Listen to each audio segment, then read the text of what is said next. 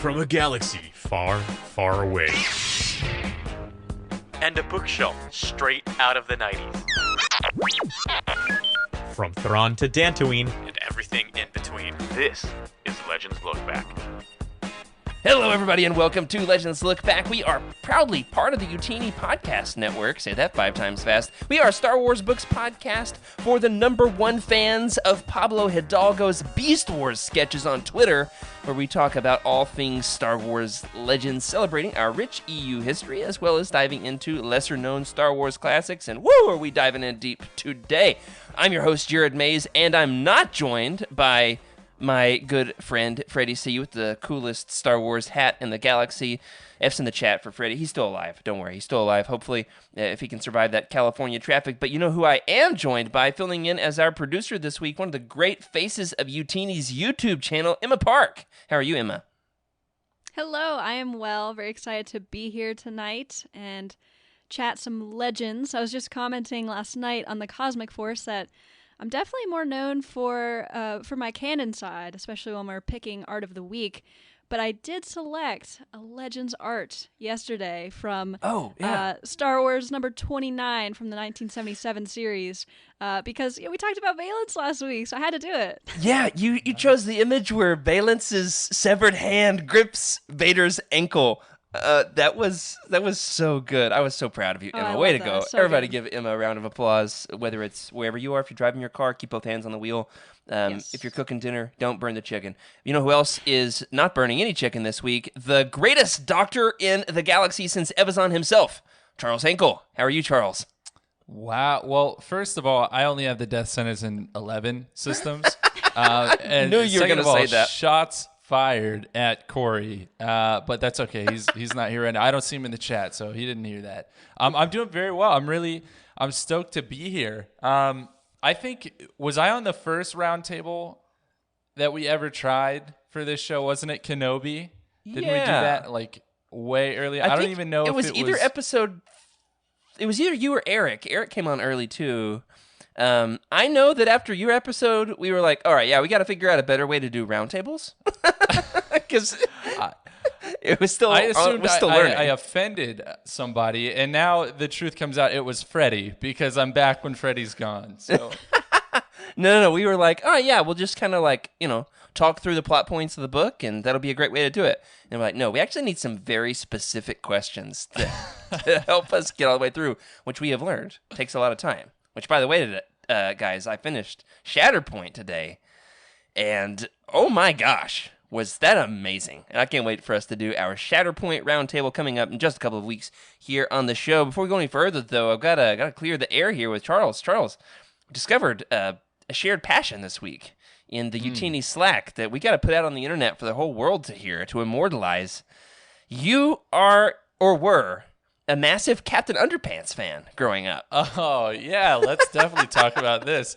All right, well, first of all, this is weird. This is weird to put out there. But second of all, this is the second reference to underwear in the first 15 minutes of Welcome this to Legends podcast. Look Back. That's Yeah. even more strange. But yes, so Jared and I apparently both were big Captain Underpants fans, and both 20 years before we knew each other, made our own spin-off comics. Mine was Captain Boxers, which is not at all copyright infringement. Okay, they're totally different undergarments. I don't know what yours was, Jared, but it's a very odd connection. It is. I think Dave Pilkey has actually recently been canceled, or at least like one of his properties was culturally insensitive and was canceled. One thing those books were not trying to be was politically correct. That's for sure.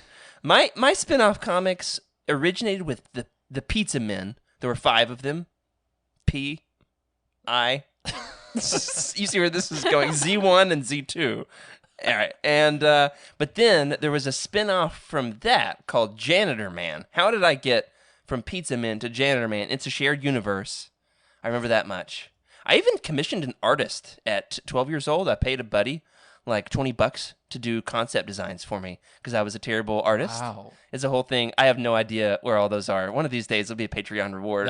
Dude, I have mine. I have mine. I will throw them in the next time I visit my parents. They're in a plastic Yes. blue suitcase because I took myself very seriously at that age. That's amazing. I've got I don't know. I have no idea what has happened, but I am going back to my hometown, so I could always, hang out in the storage unit in the 100-degree Arkansas heat looking for these things. Yeah, that's not going to happen. You know what is going to happen, though, is we're going to show off our recent acquisitions, and that is one of the fun things we like to do here on Legends Look Back is talk about the new stuff we got. And unfortunately, the thing that I was really excited about showing off has not yet arrived, but it has shipped, which is exciting. 3 out of my 4 Legends Black Series have shipped. Jackson, Kyrkanos from the Crimson Empire, which I recently read and really dug, so I'm excited about displaying that. And then my Luke, my big gun sleeveless Luke has not shipped yet. And there's one other I'm forgetting. It's not Naked Palps. He didn't get an action figure yet, sadly. What am I forgetting? Yeah.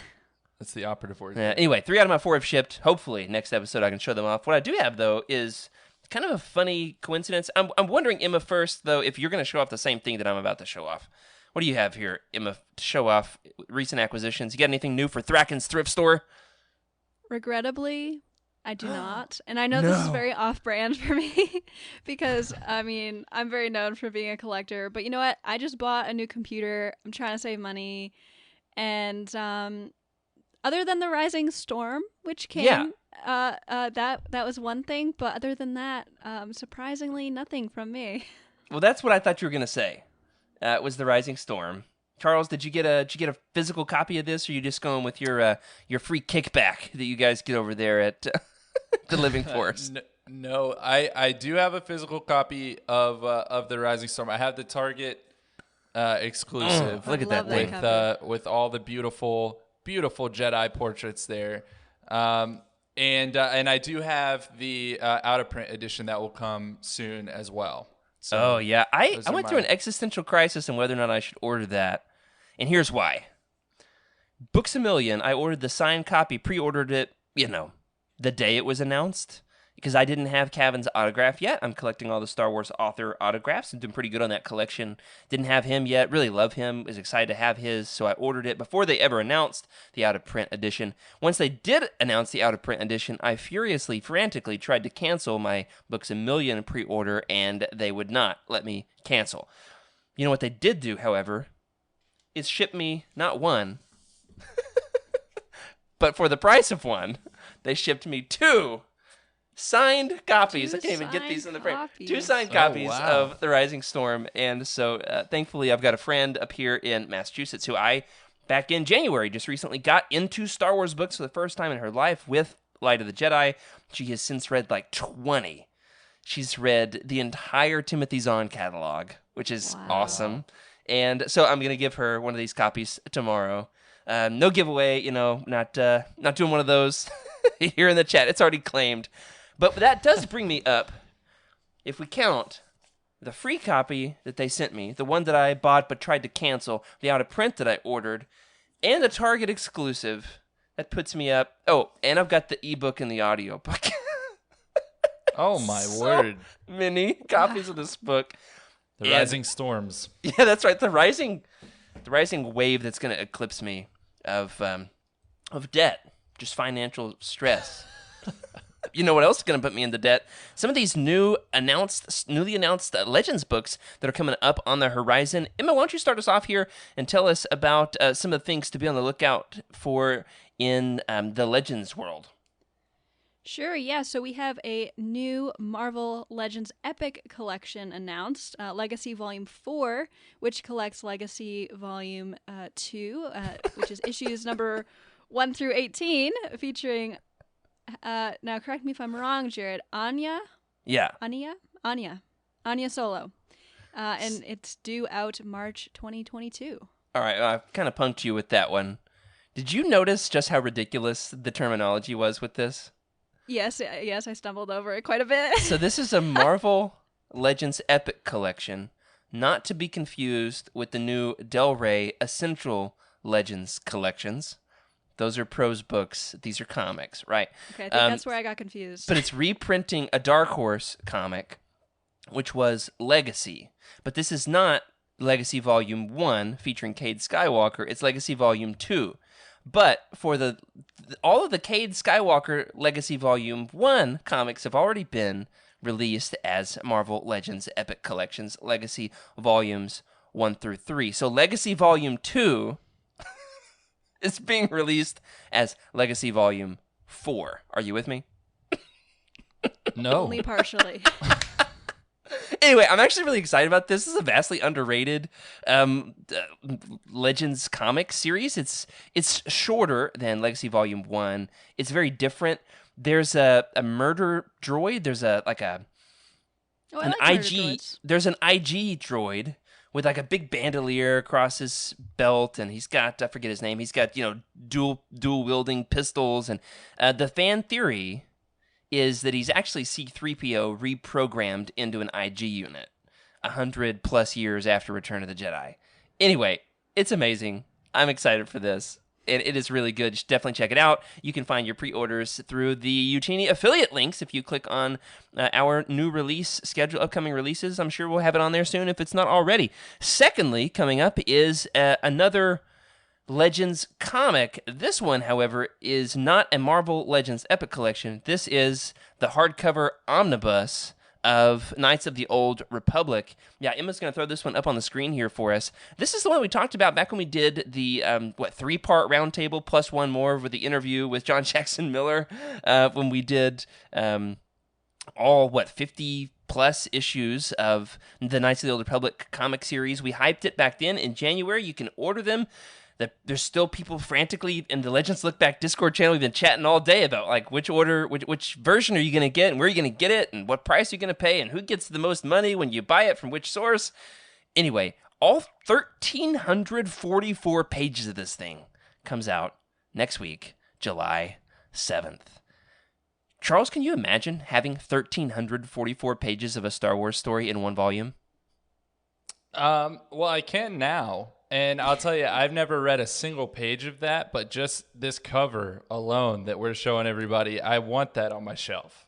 Now, I'm glad you mentioned the cover because there's been some controversy. Did you hear about this? Uh-oh. No, I don't know the controversy.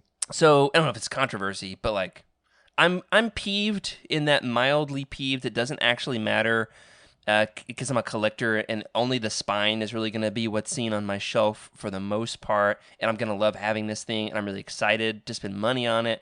However, this cover is by an artist named, all right, one is the Ching cover, one is the Weaver cover. Emma, you've got these in Yes, which the one one is I'm this? showing right now is the Weaver cover. Weaver. All right, this one is not changed. This is the exact product of what you're going to get, which is not the one that I ordered. Emma, show the one that I ordered. The one that I ordered is the Ching cover. Brian Ching is the name of the artist. However, they have changed the art.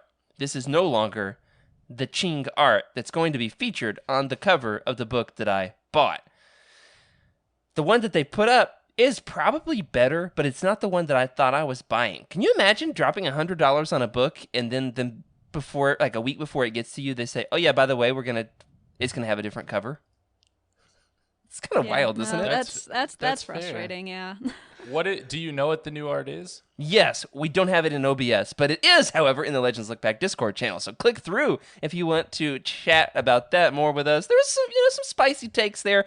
Like, hear me out. I'm super pumped for this. Either way, it's actually kind of thrilling to have them throw me a curveball. You place a pre-order 6 months in advance, 7 months in advance, and then the week before, they change it up. It's kind of like, all right, keep me on my toes. Especially when we're talking about, like, ancient Star Wars titles. These are old. They've been around for a while. It's kind of fun to have some new additions. And one other thing in the Legends Lookout segment here, one more new hardcover Marvel Omnibus, much like we've just talked about with the KOTOR Omnibus, is the Empire Volume 1 Omnibus. This also releases in March of 2022, alongside the Marvel Legends Epic Collection Legacy Volume 4, Collecting Legacy Volume 2. Remember? All right, this one is Empire Volume 1, Collecting. You ready for this? Star Wars Republic, 78 through 80. Star Wars Purge, number 1. Star Wars Purge Seconds to Die, number 1. Star Wars Purge The Hidden Blade, number 1. Star Wars Purge Tyrant's Fist, 1 and 2. Star Wars Darth Vader and the Lost Command, 1 through 5. Star Wars Dark Times, 1 through 17. Dark Times Blue Harvest, 0. Dark Times Out of the Wilderness, 1 through 5. Darth Vader and the Ghost Prison, 1 through 5. I've read very few of those, so I'm very excited to get my hands on this. Wow. Woo! That was quite a mouthful. Yeah, and Emma, tell the folks where they can pre-order these bad boys. Oh yeah, you know where, utini.com. And you can search up the book that you want, any book. It doesn't even have to be these. You can search up your book, look at their book profile page. You've got an Amazon link. I think we've got Books A Million, and I'm going to stop talking before I say something that we don't have yet. Yeah, but there's the a bunch deal of is, links there. Just with click on these, one. they're actually solicited more through comic shops than traditional bookstores. So Oh, I think interesting. we probably just have an Amazon link for these. However, we do still have a live Amazon link for the Knights of the Old Republic Omnibus, which is $13 off cover price. Look at that. And it's a pretty substantial buy, so we'll get at UTD like a good kickback on that. So you really want to do us a favor. Yeah, you can get yourself 1,344 pages of Old Republic content.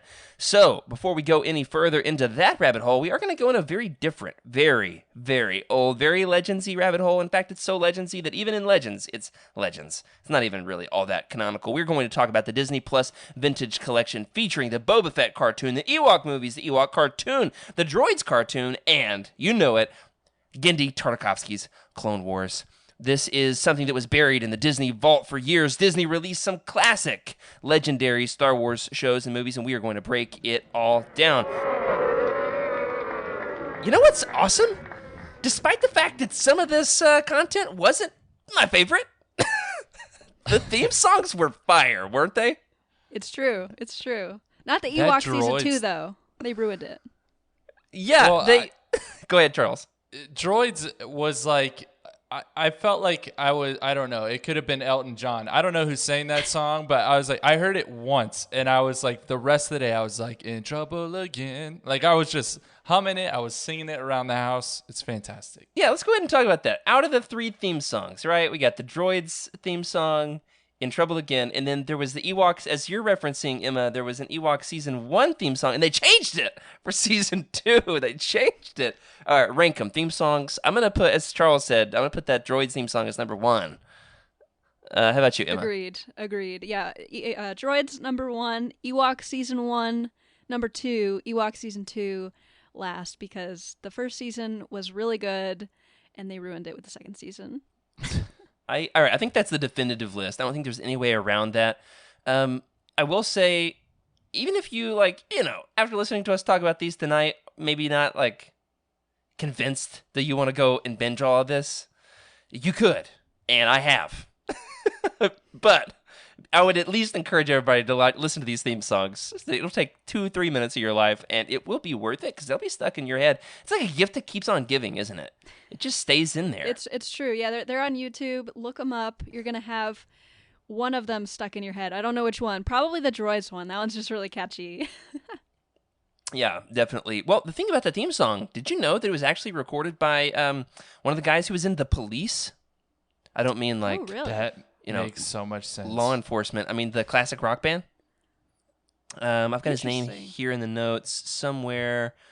Command F Police. Yeah, here it is. Stuart Copeland is his name. Recorded In Trouble Again. And it definitely sounds like something that could have played on the radio in the mid-'80s and is excellent. Absolutely excellent. So besides the theme songs, we're going to talk about this actual content here. This goes all the way back to 1978 in the Disney Plus Vintage Collection. This was released earlier this year, and they just added more to it. Last week, 2 weeks ago? What was initially released on the Disney Plus Vintage Collection, as Emma has here on the screen for us, of course, is the Boba Fett cartoon from the holiday special. They knew better than to put the whole holiday special on there, but they got the Boba Fett cartoon.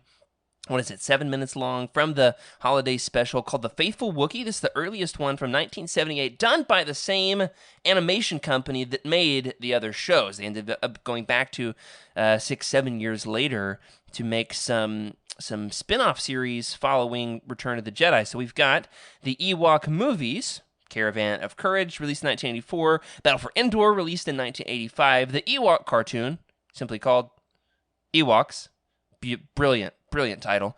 2 seasons, ran from 1985 to 1986, and this is fun. It really puts it in its context for me. Once I knew this piece of trivia, it really unlocked my understanding of what the show is. It ran up against, like on competing networks, up against the Muppet Babies and the Smurfs. So if you really want to that explains some Yep. things. You want to have a Smurfing good time, just watch back-to-back Muppet Babies, Ewoks, and then the Smurfs, and then get back in your time machine. And what's up? Hey, you hang out with us in 2021. They also, I think of course, the Smurfs won. Oh man, you guys seen those new Smurfs movies with Neil Patrick Harris? I have. I've Underrated. seen like one of them. Surprisingly, They're pretty no. good. Yeah. They're pretty good. You wouldn't think so, but they are. I watched them only on airplanes. Perfect airplane movies. Perfect. Just hanging out with Gargamel. Anyway, also released, most importantly, out of all of this, I would say, it would be Genndy Tartakovsky's Clone Wars series, which was technically 3 seasons, is now released in 2 volumes. I gotta love Star Wars with its weird numbering. 3 seasons, 2 volumes, which ran from 2003 to 2005.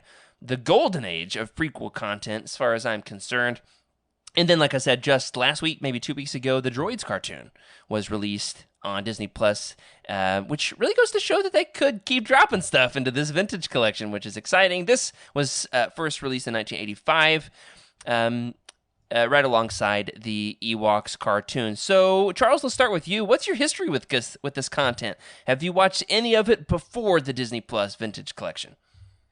Yeah, so my major connection to this entire collection is the Tartakovsky Clone Wars, because I was sitting there waiting for it to come on, like every new episode. The early ones that were just 3 to 4 minutes. So I watched that as they came out through my childhood, through those years, just waiting for episode 3.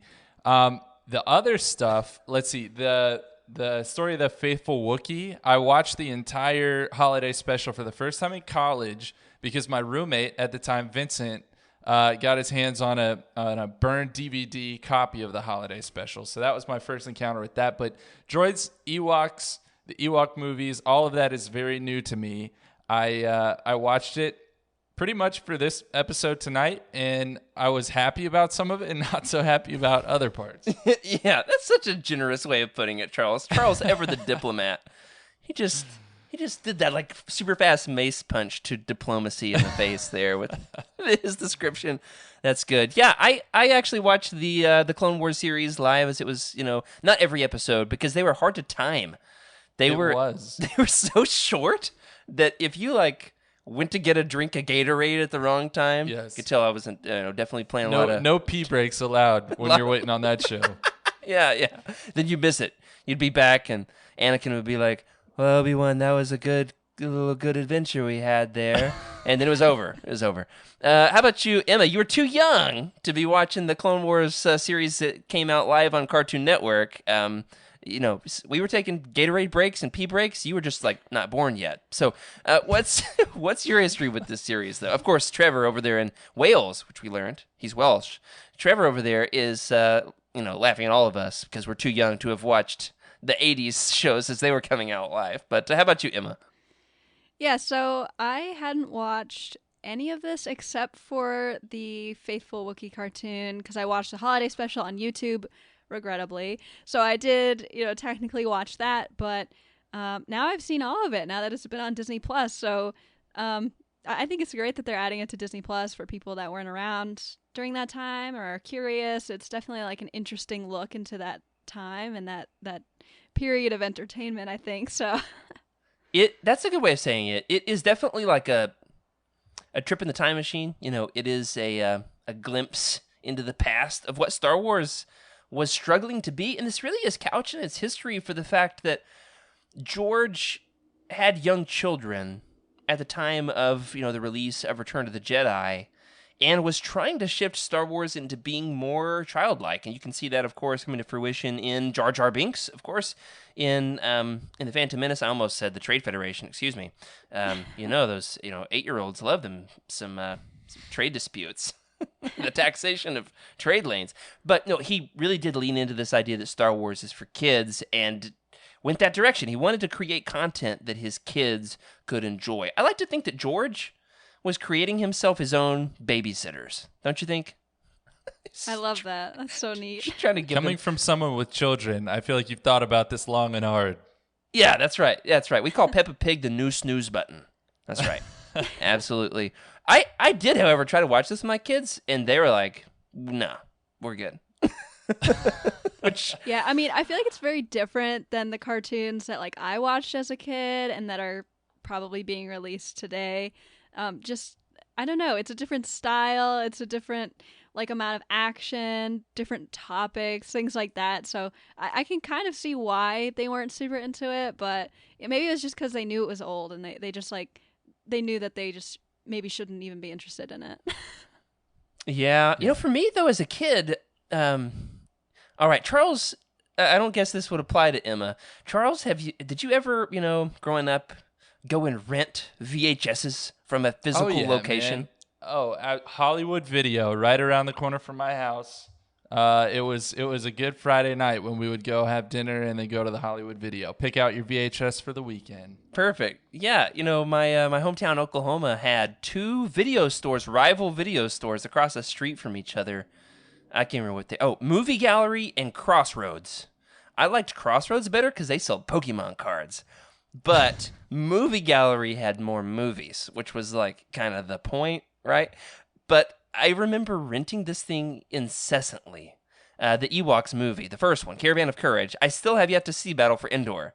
I tried to get it in before this episode. Didn't happen. Hasn't happened. It will. You've got to watch Battle for Endor. Like, it was so much more enjoyable than Caravan of Courage. You got to. Okay, so you liked it more. For you. You liked it more than Caravan of Courage. That's cool. I did. I'm 100%. looking forward. It was because of this guy, right? I'm pretending like you can see me pointing. There he is. Yeah, totally. On the far right there. What was his name? Wilford Brimley. Was that his name? I don't know. That little creature on the right there? I don't remember, but he like runs super fast. Oh, he's, like, Teak. Really funny. That's Teak. Teak. Yeah, he's really great in it. I enjoyed it quite a bit more. So I've yet to see that, but I probably rented Caravan of Courage so many times that we could have just bought the dang thing. I mean, how many times did my parents let me rent that? Did you have like a go-to, we're going to go rent the same movie, Charles, yes. at the video store? 100%. So I have an older sister who, she's 2.5 years older than me, and we would go and we could each pick out our own movie. She would pick something out new every time. I got the same Power Rangers movie every single time. Freddie and I are big Power Rangers I fans. enjoyed it. Oh my gosh. Was it the one where Zach beats up the putties through dancing? Because that's a good one. It sounds like a good one. As many times as I probably watched that VHS, I have no recollection of any of the events. He has his I think own... it was Morphin time at one point, and you thought the villain lost, and then he came back 10 times bigger. So. That's right. Yeah. Well, if Freddie was here, he's big into martial arts. The Black Ranger, he has his own form of martial arts called hip-hop keto, which is hip-hop dancing and martial arts. It's so great. Yeah, there's a whole episode about it. We would rent that at our VHS store. Emma, I would equate this probably to just being like having your Netflix comfort food, right? Like it's like you need to unwind. We're just going to watch the same thing on Netflix that we watched yesterday. I mean, like, that's relatable, right? Oh, 100%. Okay. And for me, it's The Office, like the U.S. Office. Sure. Like, right. I know that's like not really applicable here, but I kind of remember I wasn't, I'm not old enough to like have that same experience with like renting videos, but I was old enough for like the when Netflix sent you DVDs. Oh, cool. Yeah. And I don't even think we had a go-to movie. Like my dad controlled the queue, and it was always stuff that he wanted to see before anybody else. And like that's like the only struggle I remember with getting entertainment when I was younger. That's great. Rambo again, Dad. That's awesome. Well, we've talked about our history with this, so we're not going to spend a ton of time on the Ewoks and Droids cartoons. We can get back to them in the trivia section.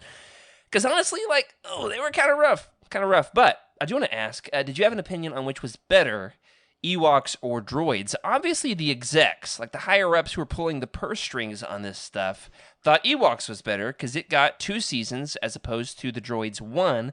In fact, there was even 1 extra episode added to droids.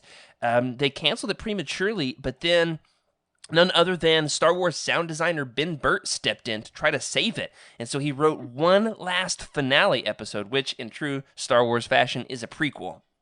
So the finale is a prequel to the rest of the series, which is so great. The Droids cartoon only got 13 episodes. The Ewoks cartoon got a full 2 seasons. Charles, we'll start with you. Out of your, dipping your toe in the waters with these, did you have a preference on the Ewoks or the droids?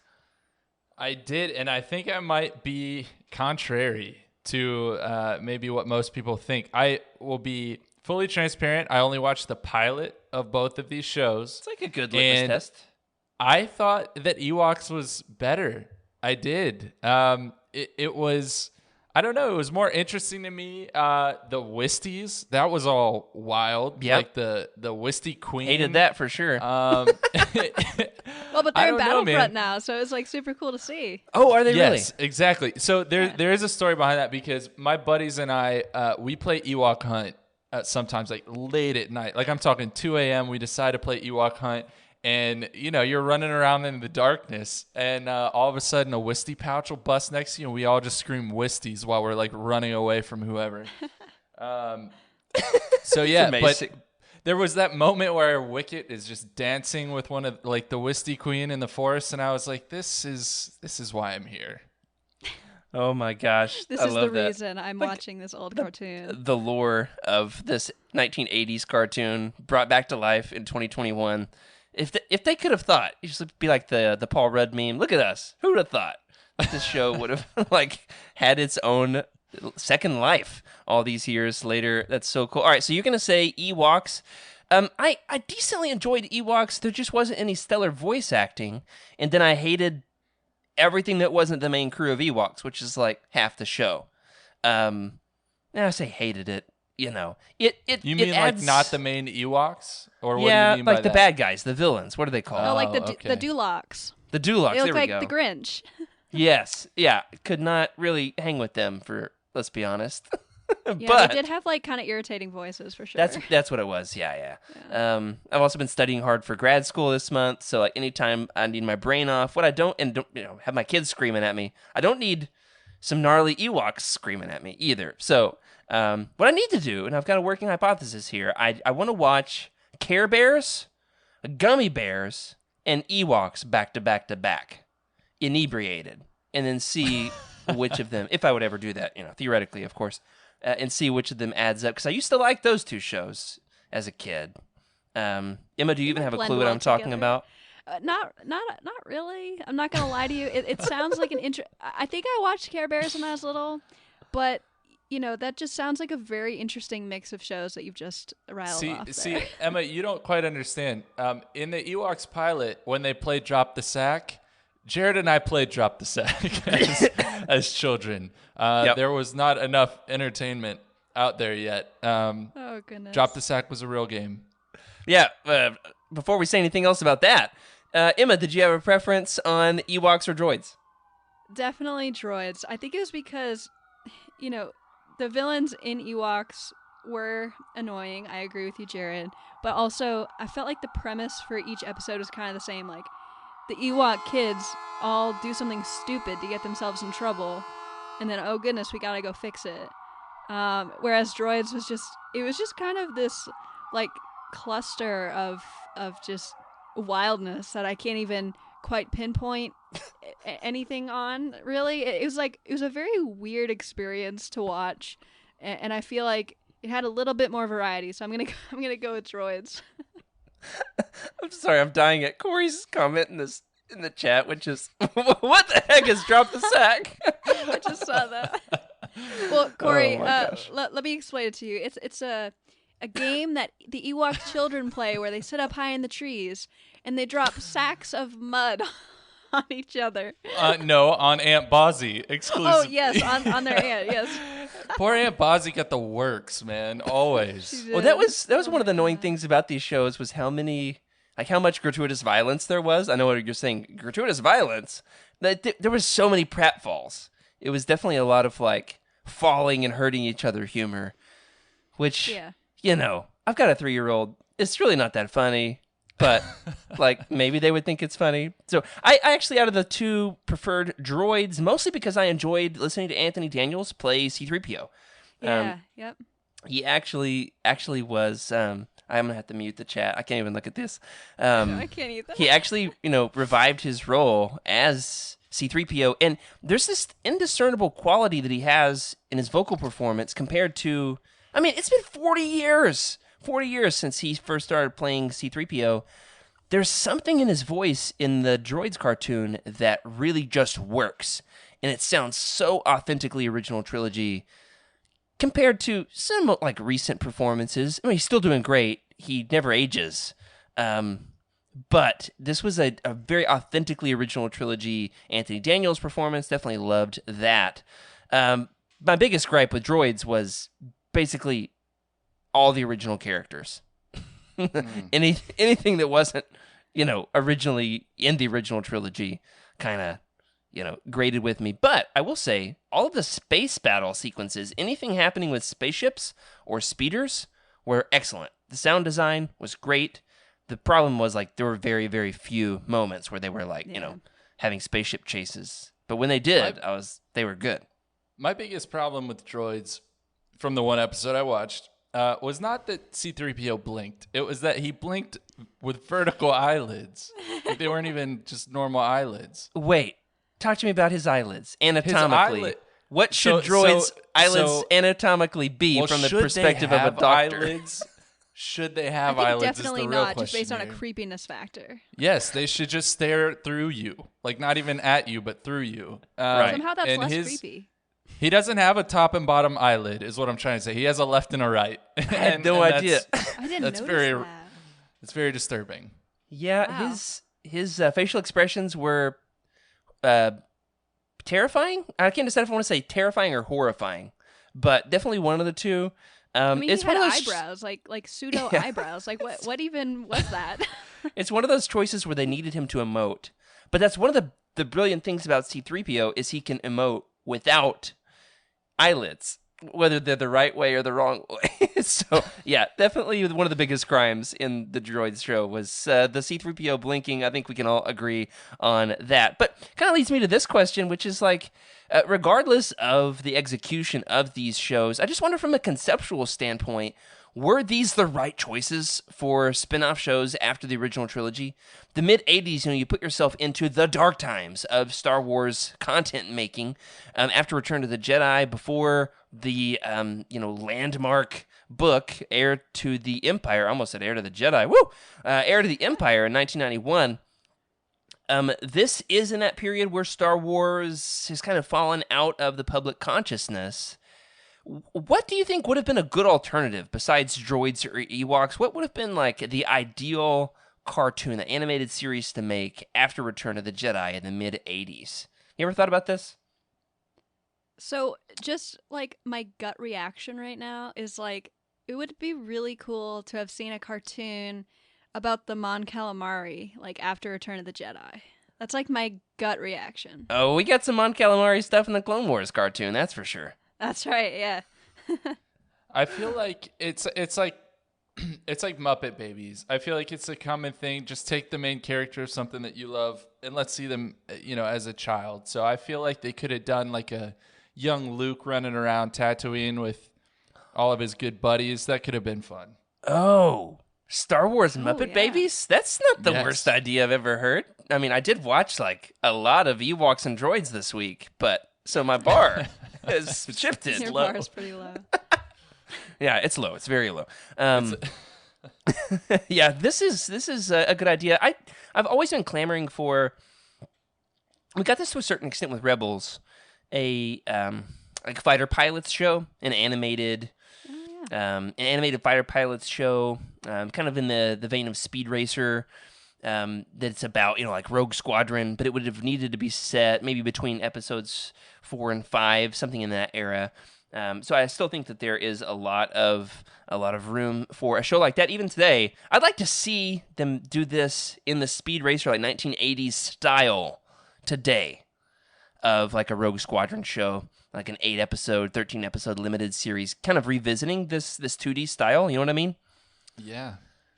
But hopefully we get some creative art choices with Visions, which is coming out later this year. It's supposed to be anime, and hopefully we get some flat 2D art. I'd like to see that art style explored as well. Have you guys seen that TIE pilot, like that TIE fighter like YouTube video that circulated there a couple years back?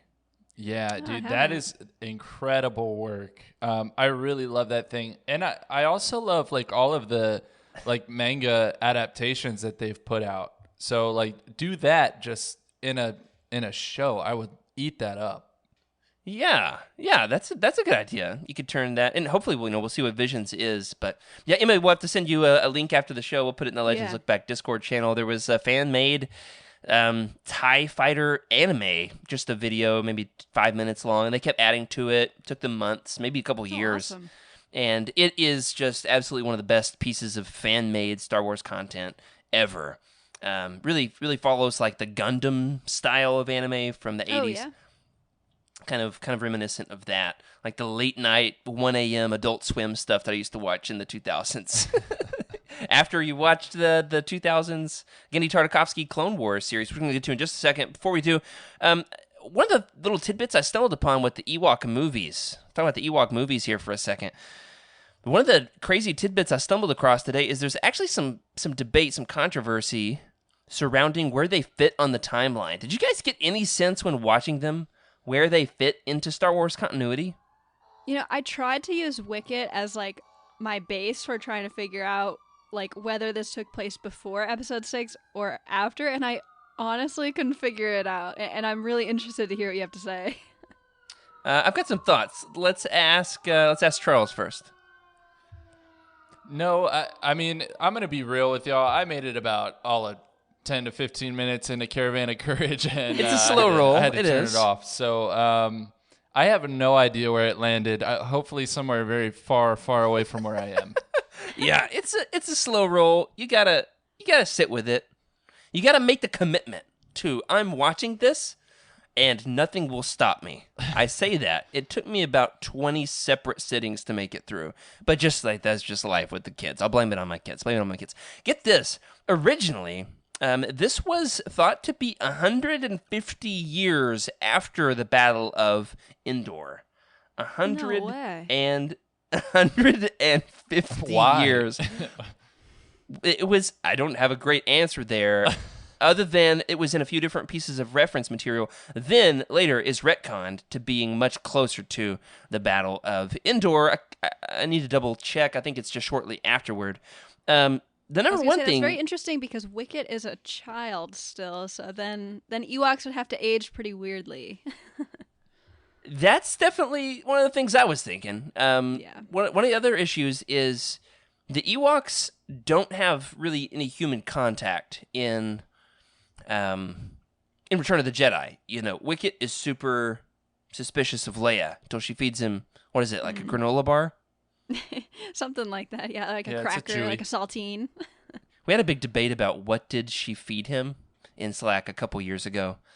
To really? try to find that one. Anyway, it was a big debate. I'm pretty sure I won. But the fact of the matter is, they did retcon this to being much closer. But I thought that was crazy that in a few different, we'll see if Trevor's got any of these, a few ancient 80s reference guides, 150 years. The only thing I can think of plot-wise that would age it would be, it seems like the Ewoks really don't have any contact with humans in Return of the Jedi. So it would have to be after it, for some reason, right? Because these kids come along and they're like hanging out with the kids and, you know, getting along just fine, but then they're super suspicious of Leia and they're like worshiping C-3PO. It's a whole, they almost eat them. You know, that part's fun. So that's a little crazy tidbit there. Let me ask you this, Emma, since Charles, you know, didn't quite make it through. What do you think was the most redemptive part of the Ewok movies? Like the number one thing that made it watchable? I think, and this might be a little weird, but I'm going to say whoever played Sindel, her acting was really good for being a kid. And I'm going to Aubrey Google Miller. her. Yeah. Aubrey Miller. Yes, thank you. Aubrey Miller's acting was very good. I thought it was going to be pretty bad based on some of like the early footage of the movie, but I was like really surprised at how well she acted with, these people in masks. And I think she really sold me that she was on Endor and like afraid and sick in the beginning and stuff like that. So I think the acting on her part was very well done. That is actually a really good perspective on that, to think about the fact that she is acting against like these teddy bears, right? Everybody else is in a costume, and she is a kid. I mean, she doesn't have like the best acting training, and she really does a stellar job, definitely for her age. Such a great job, in fact, that they killed off her brother for Volume 2 and just went with her. They're like, let's keep her. That's true. Kill the kid, whose name is Mace, by the way. Did we talk about that? I don't think we've talked about that yet. No. Here I've got a picture. This is Mace right here next to Wicket and Sindel. I mean, he's got his blaster, his tiny little blaster. It's like trying to be a rifle, but not really. And he's kind of wearing like this rebel pilot jumpsuit type of thing, or it's trying to be. I don't know. I was very confused about his style choices. Yeah, he's ready to kill me for trying to watch this movie. No, I actually kind of liked his vest that he had in most of the movie. I think my favorite thing about this is the visual style, the fact that you cannot go and recreate this style. It is so entrenched in the early to mid 80s. It's so tactile. All the special effects are not that special. They're not computer generated. All the special effects are, puppets and animatronics. It's very down to earth, very gritty. I love all the little gadgets they get. They have this low grade gifts them with these random little trinkets that are gonna kind of like in Lord of the Rings, right? You each get your gift. You might get like a package of crackers that are gonna save the day, or a flashlight. He gets like a fairy in a rock, and then he's like, "Oh, I got a rock." Anyway, it's great. It's great. I like the tactile nature of this movie. You know what I mean? Yeah. Yeah, I totally agree with you. It definitely had its own, flavor, I think back, I'm pretty sure this was in Caravan of Courage and not Battle for Endor, but I could be wrong. There was a scene like in a cave with like spiders and stuff, and you could see like the clear like fishing line that they were using to like manipulate the spider, and I don't know, it was very it was a very cool style. I'm gonna have to double check for that. That's hilarious. Oh my gosh. Yeah, like it kind of looks like spider web, but you could tell it served a purpose. I, being from Arkansas, also use fishing line for all sorts of things it's not intended for. So I appreciate that. Definitely. Let's talk about the thing that we brought Charles here for. We're going to talk about one of his very favorite pieces of Star Wars content, and that is the Genndy Tartakovsky Clone Wars series. And my working hypothesis for this is, if you really want to get the most out of the Clone Wars micro series, watch it after Droids and Ewoks, because it's awesome after Droids and Ewoks. I mean, first of all, we got like 18 years of development with animation and lessons learned about Star Wars along the way. But Charles, why do you have such an intense love for this series in the first place? Oh, man. I think part of it because I was watching it when it was coming out, and this was in the prequel era, right? This was the first look that we had at what was really the Clone Wars, because Episode 2 came out. We saw the Geonosis arena and all the clones kind of descending there and fighting for the first time. And then nothing, right? Nothing until Revenge of the Sith, except for this cartoon. And so we really got to see what was going on. But the other part about it is for me, I think I have a lot of nostalgia for Tartakovsky in general, but like this kind of animation style, like this is straight up my childhood. Like, think of one of your favorite cartoons as a child, and like that look to it, like that style to it, like it probably, it probably means something to you, holds some power over you. And this is exactly that, because Tartakovsky had a hand in some weird stuff. A lot of the Cartoon Network stuff, like Dexter's Laboratory, all those kind of odd shows that I still love to this day. So it's probably a whole mix of things. Did he do Ed, Edd and Eddy? Or was that like one of the only Cartoon Network shows he didn't do? I don't know if he did Ed, Edd and Eddy, but it seems like something he would have done. He did Dexter's Lab. That was okay. He did Dexter's Lab. He did Samurai Jack. I mean, he did a lot of Cartoon Network stuff. Yeah, Powerpuff Girls. Yep. I remember the day we moved to Oklahoma and got our cable hooked up. We had Cartoon Network for the first time. I hadn't had it before that, and I just remember sitting in front of the TV and watching. What was the one with the cow and the chicken and IR Baboon? Oh, what was that? I feel like it was called Cow and Chicken or something like that. It was like, not very creative. My IQ dipping tremendously that day, but like having a good laugh and feeling like we were in for a wild ride. I love that George hired this very noteworthy animator who, for as stylized as the show is, and in some ways doesn't hold up as well compared to Filoni's version because it has such an intense, extensive lore and so much involvement from George Lucas. What I love is that George allowed him to commit to his style as fully as Genndy ever was with any of these other shows. He brought that to Star Wars. I mean, the clone troopers have so much style in how they coordinate their attacks, and they're, doing their hand motions to, move around the corners. And whenever they get out of the troop transports, they all go, hut, hut, hut, hut, hut, hut, hut. It's just so awesome. I appreciate that George kind of took a step back and let somebody else take the reins with Star Wars for a bit. Emma, what's your history with the Clone Wars cartoon? Did you say earlier? Yeah, I watched it for the first time when it came out on Disney Plus, and it was really interesting to watch it from the perspective of someone who's seen like all 7 seasons of like the Clone Wars that we know now. Okay. Just sort of like comparing the two. It was like really, really cool to watch, and I was honestly sad when it ended because I could watch like hours and hours of that old Clone Wars stuff. Right?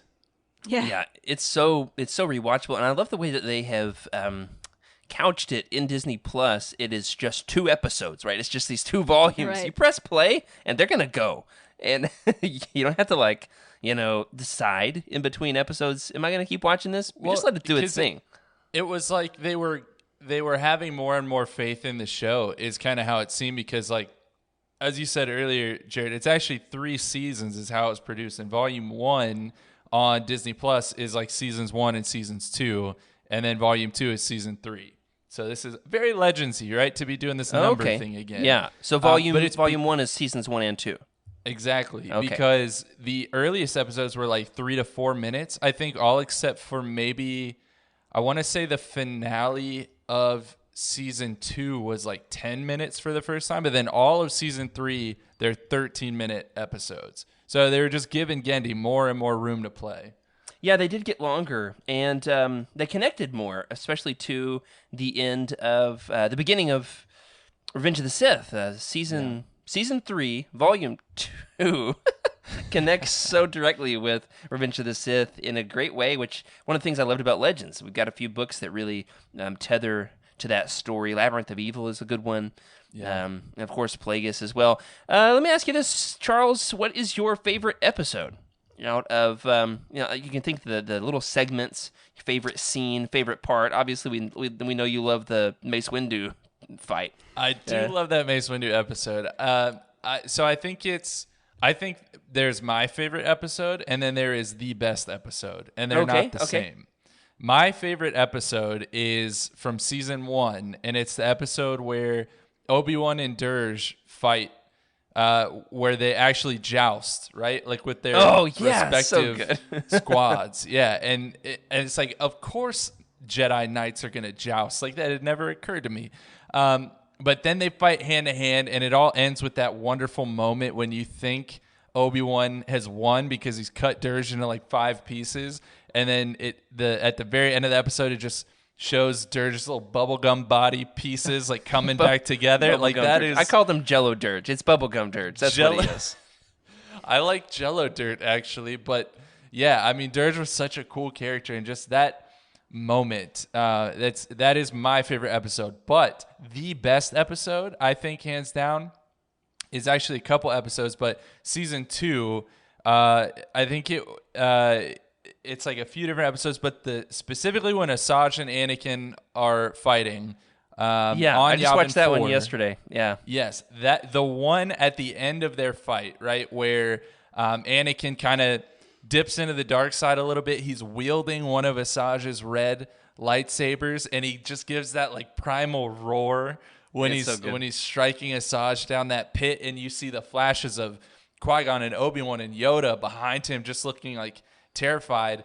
And the reason I say that's the best episode is because not only was it the animation incredible, right? With the rain, like sizzling off of the lightsabers when it starts. I love that. That kills me. Incredible. With the use of the red and the blue lighting on the characters, similar to The Force Awakens that came so many years later.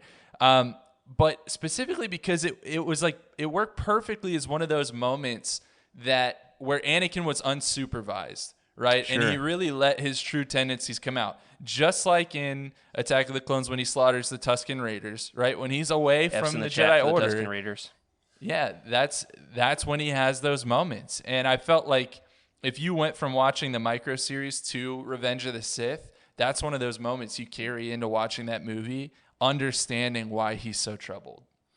Oh, man, that's so great. I just watched that yesterday morning at breakfast before I went and took my final exam for grad school. I came into it just like supercharged. Yeah.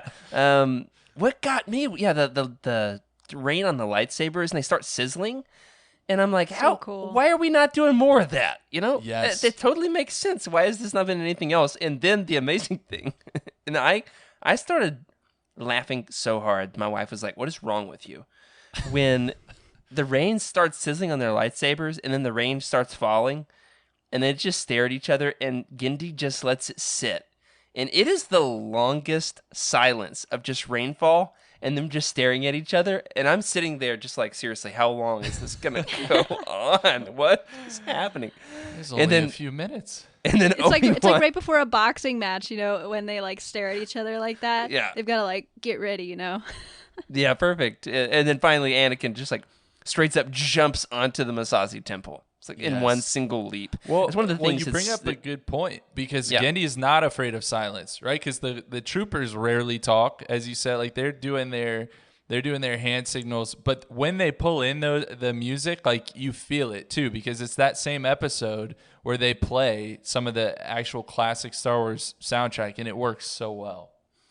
Yeah, and you guys did a good job talking about this on, you did a whole episode of The Living Force about this. If you want more information, if you want to hear more analysis of the Genndy series, we're not going to go in tremendously deeper detail from here, other than to say, you know, that there is this Clone Wars publishing program in Legends that Trevor has talked about quite extensively on the Star Wars archives. We haven't done a ton with here, but before the Revenge of the Sith is ever released, in those years between Attack of the Clones and Revenge of the Sith, Del Rey, Dark Horse, and of course Cartoon Network, right? They are chronicling the Clone Wars bit by bit, piece by piece, and so you get to learn about this conflict and live with the conflict weekly, monthly, as is going on, getting ready for the release of Revenge of the Sith in a period really before, at least, you know, for me as a youngster, right? Charles and I are similar ages.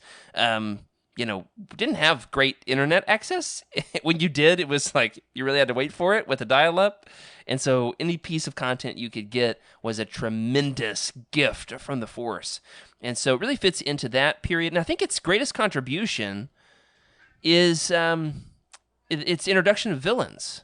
Let's talk about some of the original villains in this. We've got, I would say, 2 that have really endured, and then 1 more who's making a comeback. This show introduces Asajj Ventress, General Grievous, and Dirge. All right, so we talked about Dirge. Dirge and his jello bubblegum self who can joust with Obi-Wan and put himself back together to fight another day. Slight spoilers for what is happening right now in the current Marvel Comics. We'll only just spend 1 minute on this. You can skip ahead 1 minute if you want to. You've been warned. Dirge is back. Emma, how insane is it that Dirge is back? It's insane. Like, man, so I already knew he was coming back because of the cover of Dr. Aphra, but just reading about him and also visually seeing him doing all the combat stuff again, it was insane to see him back in canon again. And it makes so much sense for him to be a thing in canon, right? It does, but I will buy anything in Star Wars. I mean, like, I like The Rise of Skywalker. For me, my suspension of disbelief is easy. It's like I'm watching Star Wars. It doesn't have to make sense. I'll go with it. I love Palpatine's return in Dark Empire. It works for me. I don't have any hang-ups whatsoever with this.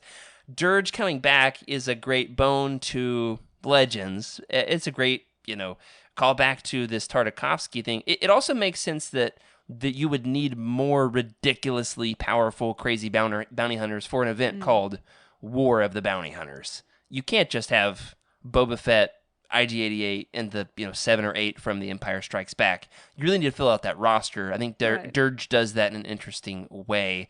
Charles, over under. Let's go ahead and place our bets here. Over under that Dirge gets torn apart and has to put himself back together. Let's put it at over under at 10.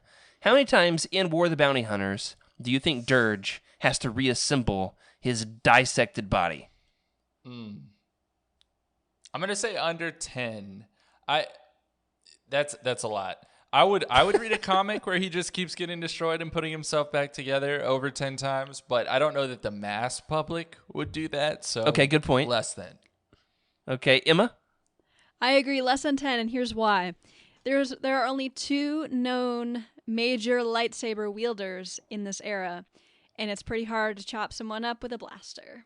Oh, all right. That's here's another question. Will he eat anybody who will then explode out of his insides?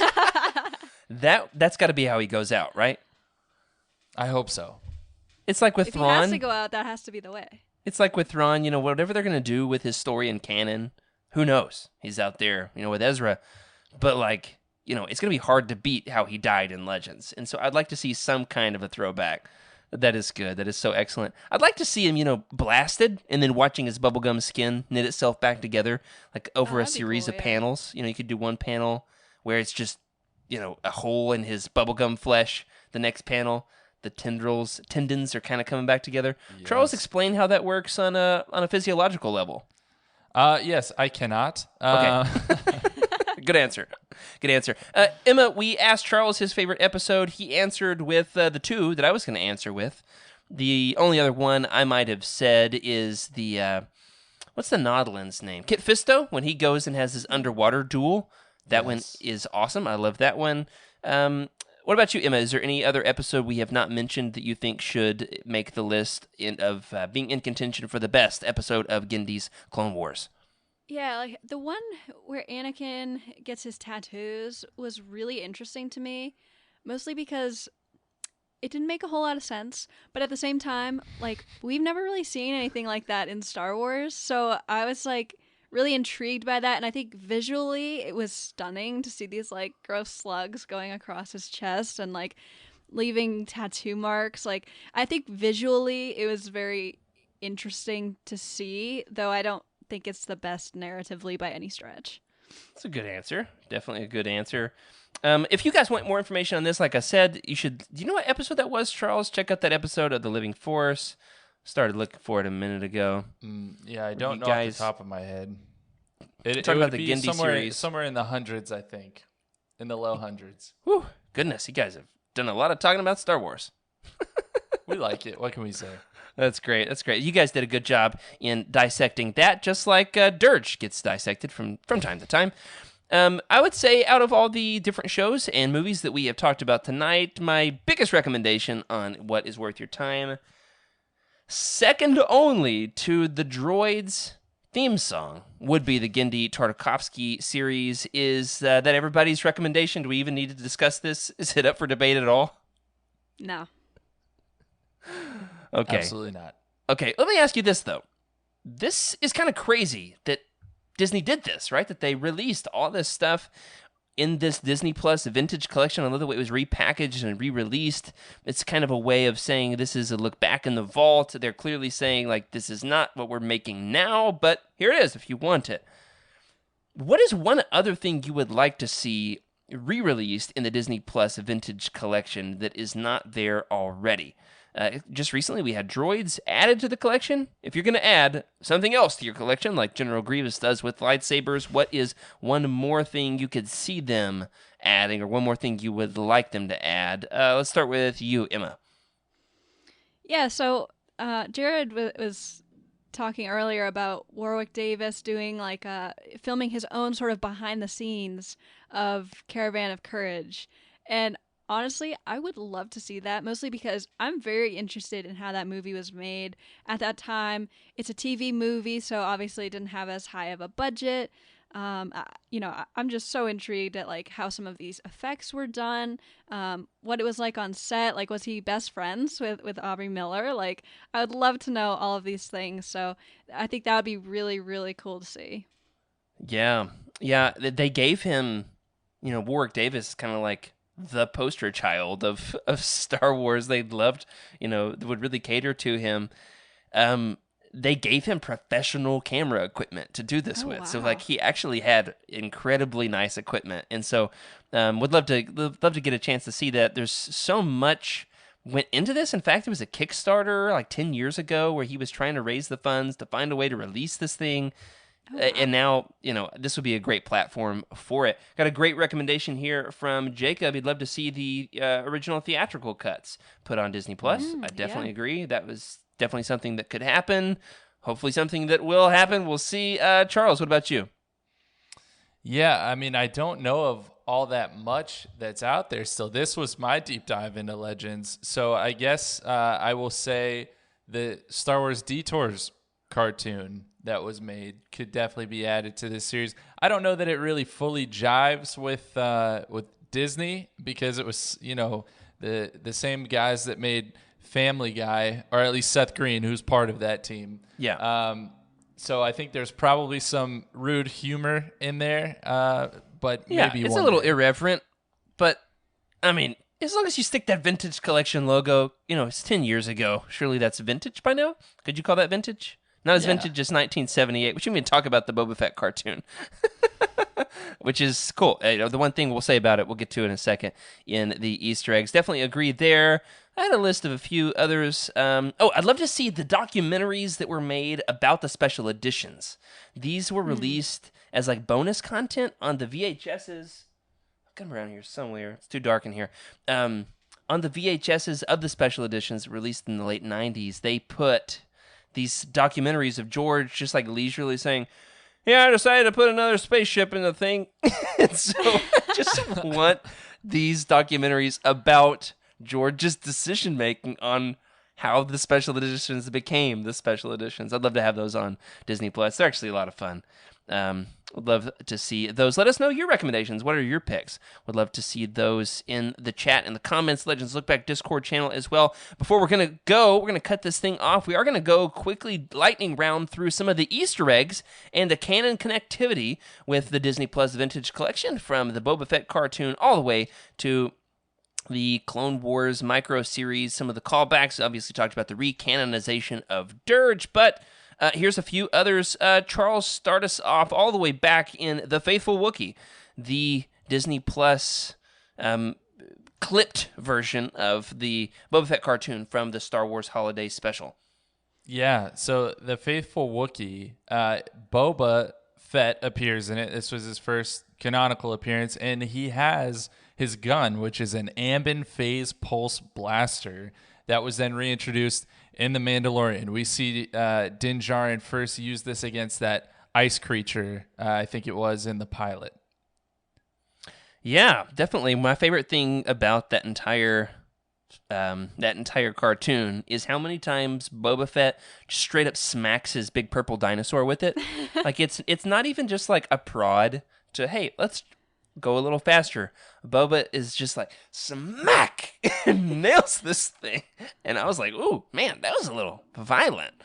Emma, you're up next. Tell us what else is a callback in The Mandalorian. Yeah, so this was really cool. Also in The Mandalorian, the Blurgs, which first appeared in Battle for Endor, were recanonized in The Mandalorian as the chosen steed of Queel the Ugnaught. And I believe was also in the Clone Wars on Ryloth, I think. Could be wrong. Yeah, you're right. Yeah, it was recanonized there. What I appreciate about the way they did it in The Mandalorian is it looks a lot like the way they did it. Yes, And a little stop motion-y. Yeah. Yes, definitely.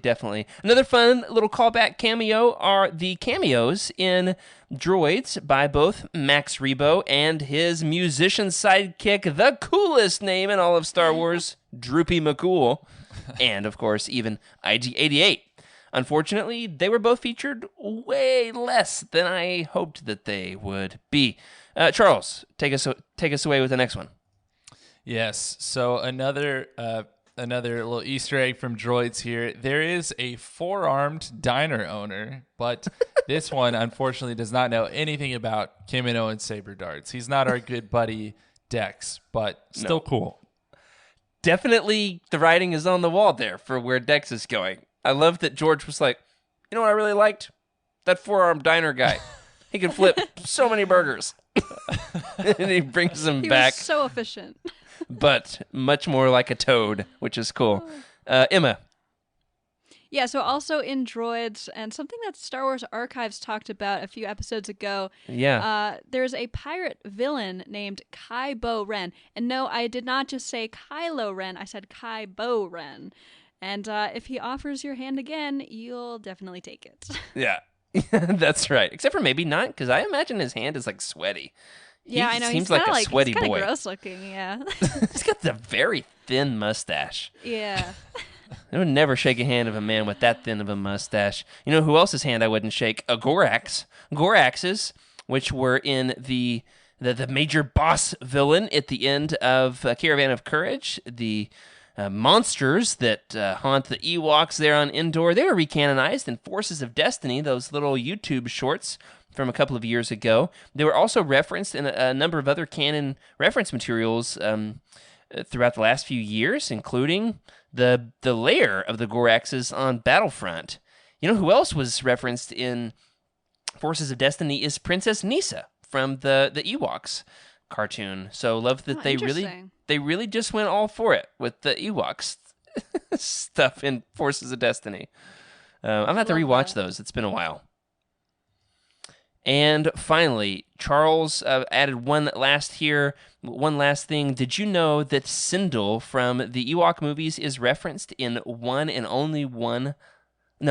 couple of Legends books? The very first one she is referenced in is Tyrant's Test. Did you know that Sindel from the Ewok movie was ever referenced again in Legends?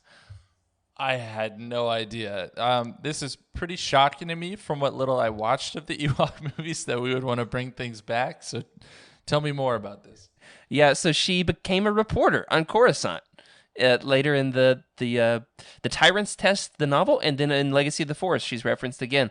So if going by that continuity, definitely is set not 150 years after Return of the Jedi. So maybe just a few years after, could be a little bit before. I've seen some conflicting reports as I've been doing some on-the-fly research here. But pretty cool that she at least gets a little call back there. Before we close out the show, we're going to do a little game. Now, we were having a debate here. Charles said, you mean one of Eric's stupid games? And I said, no. Eric can fight me. I started doing stupid games on this podcast before he ever trademarked them as Eric's stupid games. So this is a good old-fashioned Jared's stupid game. But Eric, hey, I would love to have you come and play some stupid games anytime you want on Legends Look Back. All right, so for the two of you, I only got 2 questions written because these are actually fairly difficult to write. But we're also running out of time here. I'm going to ask you this. I'm going to read 4 plot descriptions of what could be an episode of Droids. And I want you to tell me which of these is not an episode of Droids. Okay? Charles, we're going to start. There's 3 truths and 1 lie then. Yes. Yeah. All right. Charles, we're going to start with you because Emma, she watched more than you did. All right. Yeah. So you're going to make a fool of yourself first. Ready? Which of these is not an episode of Droids? Number 1.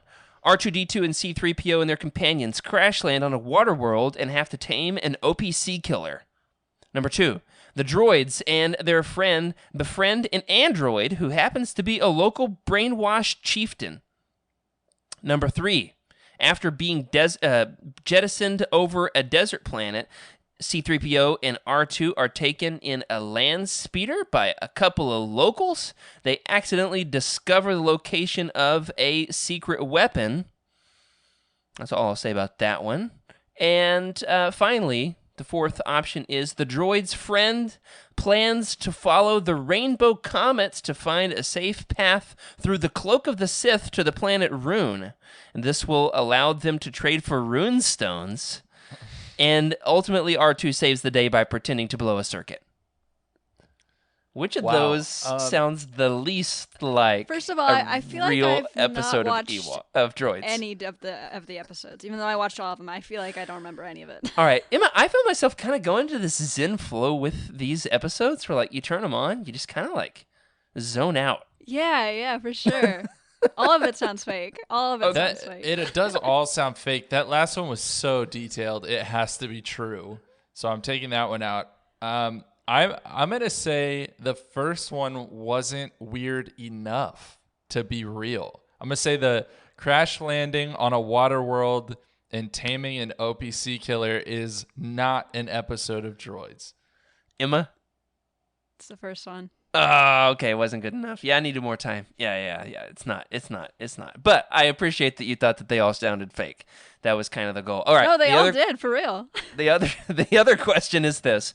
I'm going to give you titles of names of the Ewok shows. So these are episode titles. One of them, once again, is not an actual episode title. Ready? Emma, you go first this time. Okay. Baby Ewok's Picnic Surprise. Number 2, Race to the Great Tree. Number 3, Wicket's Wagon. And number 4, Blue Harvest. I'm going to say number 2. Number 2, Race to the Great Tree. Charles.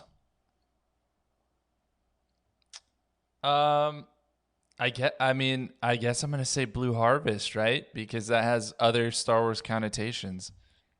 It does. Okay, Emma was right again. Once again, she did watch them, but or most of them. Yeah. So, Race to the Great Tree. I made that up. I almost just put Race to Crash Point Tower to see if you guys would notice. It kind of works though. Those trees. Yeah, there was actually an episode called Blue Harvest. I watched it. Interesting. Was not cool, unfortunately. But I don't even know why they called it Blue Harvest, even at the end. Like, I was like, what? Yeah. I don't either. There was a blue villain, or like a villain who wore a blue onesie. Right. Yeah. Right. like the Ithorian in the Kinder toy. He has a blue onesie. Like a spandex, not a jumpsuit, but like the one that Richard Simmons would exercise in. What are those called? A leotard? Like a pantsuit. Yeah, that's good. There you go. Leotard, something. not I a don't know. pantsuit. He's not No, Hillary not a Clinton. pantsuit. All right. Yeah. Well, this has been a lot of fun. Charles, thank you for filling in this week for Freddie. Freddie, you've been missed. Can't wait to hear about which of these California adventures you would want to take. So we're just going to totally redo that intro all over again to ask if you've ever been to any of these places. Remember, everybody, no show next week. We will not have an episode live of Legends Look Back next Thursday night because, well, I'm out of town. And Freddie doesn't want to host without me. I mean, come on. All right. And after that, we also are prepping, however, for our next roundtable. Emma, tell us what the next roundtable is going to be. Yes, the next roundtable is going to be Shatterpoint by Matthew Stover, which you can get in the new Legends Essential Collection. Did I You get got that this, right? Emma. You got this, Emma. So I keep difficult. wanting to say Epic Collection like the comics. It's the Legends Essential Collection version, or the new audiobook, right? It just came out with an audiobook. So there's a couple ways to do this. And I'm really excited because I have like that new book format. It's nice and big. And we talked about this last show. I just love that size.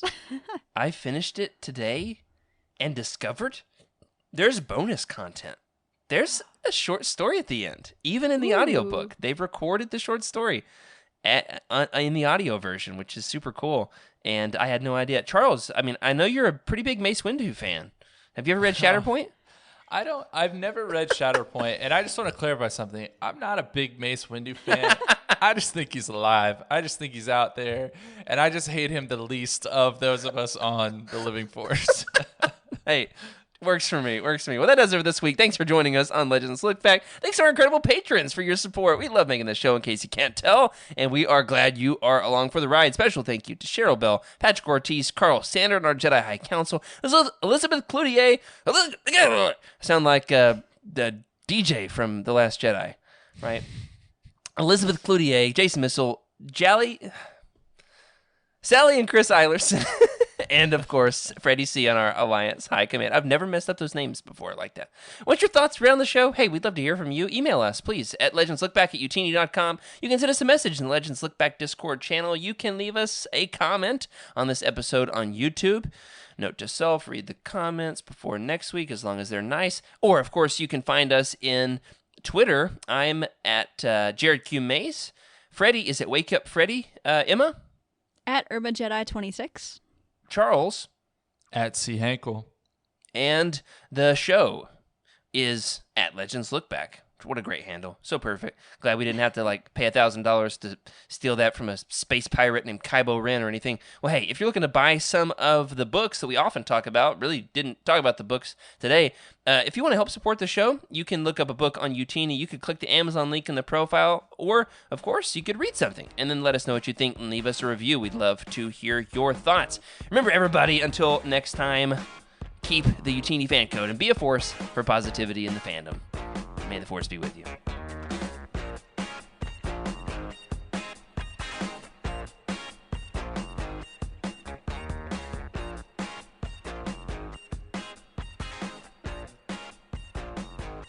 This is a Utini broadcast.